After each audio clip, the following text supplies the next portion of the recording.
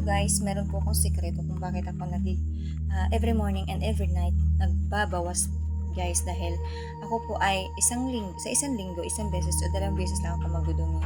Pero itong nakita ko itong si Black American Coffee, napaka-effective nito guys. Sobrang effective talaga sa murang halaga lang. 100 plus mo, magkakaroon ka na ng 25 pieces nito guys. Ito po yung itsura niya. Ito yung itsura niya guys.